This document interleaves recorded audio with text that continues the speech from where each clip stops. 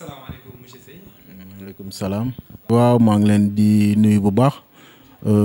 comme ni nga ko waxee rek man maa ngi tudd Pape Seye nekk chef protocole du maire Racine Talla nekk chargé de la formation des jeunes au niveau de la commune.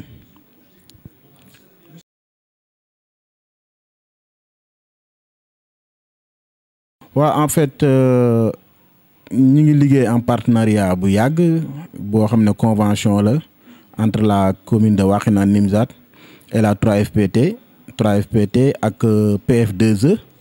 moom mooy école entreprise ak ONFP ci renforcement de capacité yi APDA agence pour la promotion de l'artisanat yooyu yëpp ñu ngi liggéeyandoo ak ñoom mais bu fekkee 3FPT la cible am c'est la jeunesse ñëpp tout le monde convention yi ñu am ak ñoom c'est la jeunesse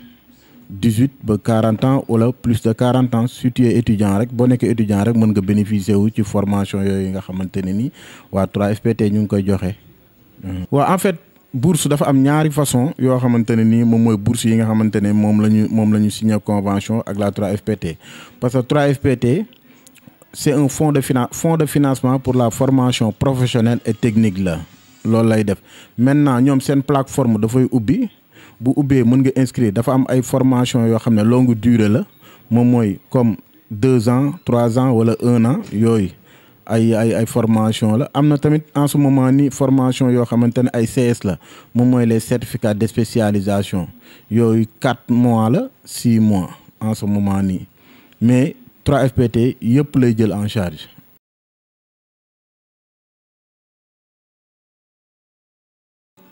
waaw xam nga formation yi la majeure partie jeunesse su Wakhinane wala jeunesse su Guédiawaye des fois dañuy yéex a jóg parce que bu fekkente ne formation 3FPT la 3FPT moom mooy jël en charge 90% formation moom moo koy fay comme par exemple bu fekkente ne coût formation bi 500000 la war a dikk année bi yëpp moom nga war a fay 3FPT moom mooy fay 450000 yi yow 50000 rek ngay joxe des fois sax établissement bi ngay jàngee may la kii bi te tamit en plus. jeunes Guédiawaye yi la majeure partie duñ jàngee ci ay établissement yoo xam ne Guédiawaye lay nekk loolu moom moo tax des fois coût formation bi dafay cher parce que dañuy préférer jàngee ci ay instituts yoo xamante ne Dakar la nekk te loolu dafay tax coût formation bi dafay gën a élevé waaye.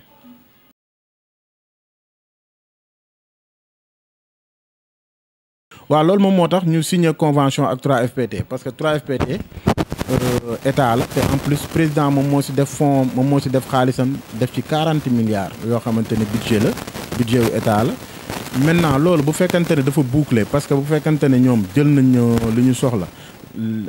beneen bi stop ñun dañuy signer ay convention ak ay école yi nga xamante ne nii ñu ngi leen di jël écoles yi dañuy tegal ñoom seen tarif comme ni ma ko expliqué sànq bu nekkee comme ça comme par exemple ñu ne la sage-femme d'état la sage-femme d'état coût formation bi dafay egg ba 450000 maintenant bu fekkee 450000 la ñun dañuy jël en charge les 50% école bi tamit ñu yow élève bi yow nga mën a fay yeneen 50% yi moom mooy que ne coût bi daf lay dikkee 200000 ngay joxe wala nga joxe 180000 180000 yi nag ñun la majeure partie ci banlieue dañuy xam ne dafay diis ci élève bi wala ñu xam ne. yow say parents duñ ko mën loolu moom moo tax dañuy wax ak établissement bi ne ko bu ñu sañoon inscription bi nga def ko par 3 tranches su ko defee élève bi mën a joxe la moitié yeneen yi ci des mu koy fay par mois noonu lay demee.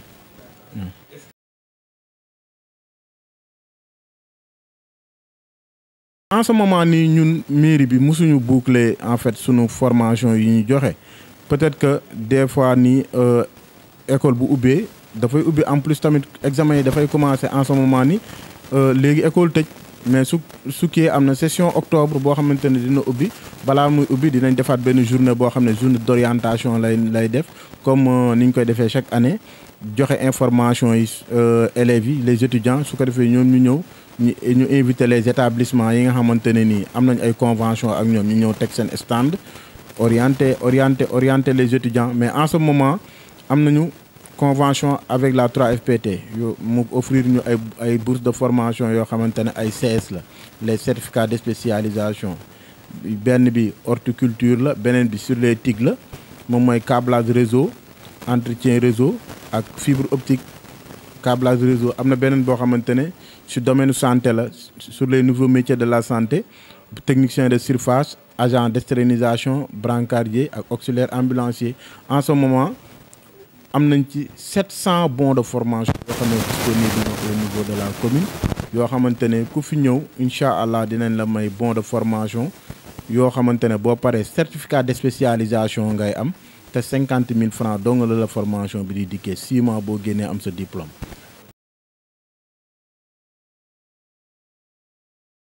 Condition à remplir yi du lenn lu dul nga indi sa extrait de naissance wala nga ñëw ñu def la ci base de données bi après envoyé ko établissement bi moom mooy école bi woo la nga ñëw commencé jàng.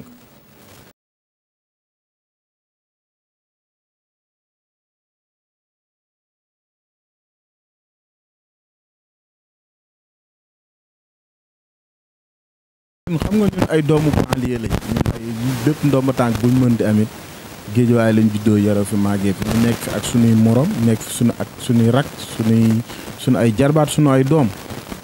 ñu dëkk ci milieu boo xamante ne banlieue la franchement boo xamante ne ay jeunes kese la presque boo xoolee 70% de la population ay ndaw lañ te ñu si ëpp amaguñ 40 ans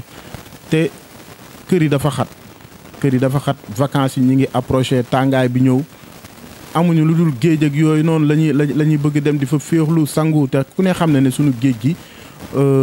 baaxul fii nii mënoo fi sangoo maintenant léegi il faut ñu créer ay activités yoo xamante ne dañuy fexe ba ndaw ñi bu ñu génnee bañ a mën a dem géej ñu am ay activités yu ñu créer comme ay tournoi de foot ay tournoi basket xam nga amaat nañ yeneen xalaat yoo xamante ne ay camp yoo xamante ne bëgg nañ ko commencer def ci école yi camp de vacances yoo xamante ne ni au moins jeunes yi mën a toog bañ a dem géej wala seen mag yi bu nekkee tournoi de foot la seen mag yi bu ñu football duñu dem géej loolu moom moo tax ñu initier loolu pour gën a jege ndaw ñi en plus di leen di jege leen pour mën a xam seen i mbébét pour mun ko saafara loolu moom moo tax presque 2 mois wa ngi nii ñu ngi ci di liggéey ak ndaw ñi bu baax.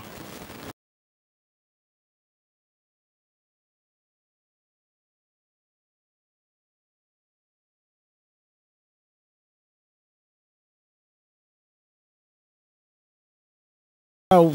comme ni nga ko waxee xam nga ñun moom sénégalais la majeure partie bala muy réagir rek day fekk mu taar mais dafa am ay rôle yoo xamante ne ñun parents yi am nañ ci wàll moom mooy que ne donte ne dinañuy xëy di liggéey di wuti lu ñu am soxna si moom mooy la majeure partie moom mooy des kër ga dañ ko war di wax muy bàyyi xel ci xale yi doo dàq xale génnal kër gi damay neppalu wala lii bu génnee doo xam fan la jëm. loolu parents yi am nañ ci benn rôle bu ñu war a def collectivité territoriale yi tamit am nañ ci ay rôle yoo xamante ne war nañ ko ci def moom mooy que ne ñu jël ay volontaires comme lu mel ni Guédiawaye nga xamante ne dëkk bu rëy la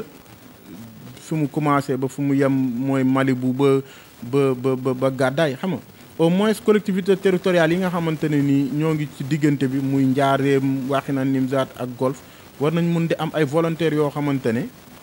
dinañu mën di surveiller plage yi.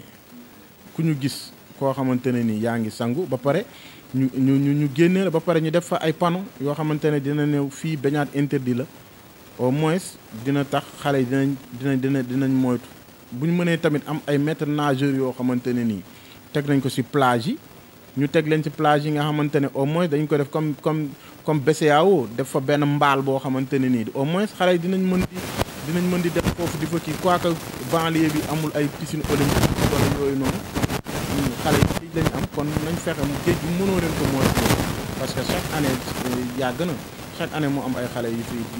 fiy lab kon nañ jéem a fexe noo xamante ne nii collectivités territoriales yi dinañ boole seen synergie ba pare mën a aar xale yi ci loolu franchement ñi ngi ci xaar autorité locale yëpp ñu ngi leen ciy xaar.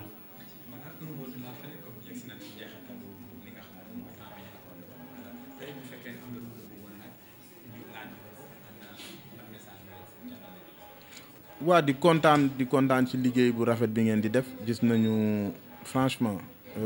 jeunes yi nekk Géejawaay ay ndaw yu am jom lañ ay ndaw yu xam seen bopp lañ parce que la majeure partie dañuy jaawale gëm sa bopp ak xam sa bopp mais ñun dañu xam suñu bopp parce que boo gëmee sa bopp mën na la permettre nga dugg ci loo xamante ne des fois génn ci dafay xaw a métti mais ñun dañu xam suñu bopp xam suñuy valeur kon tey suñu gisee ay ndaw taxawal seen i petites et moyennes entreprises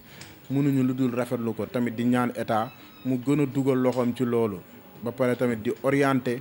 ndaw ñi nga xamante ne am nañu ay entreprise ñu dem envers structure yooyu état teg ko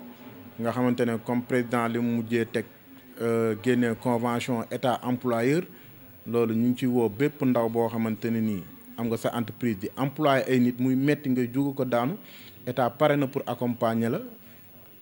da ngay bind sa convention adressé ko directeur de l'emploi su ko defee di nga mën di bénéficier wu si loolu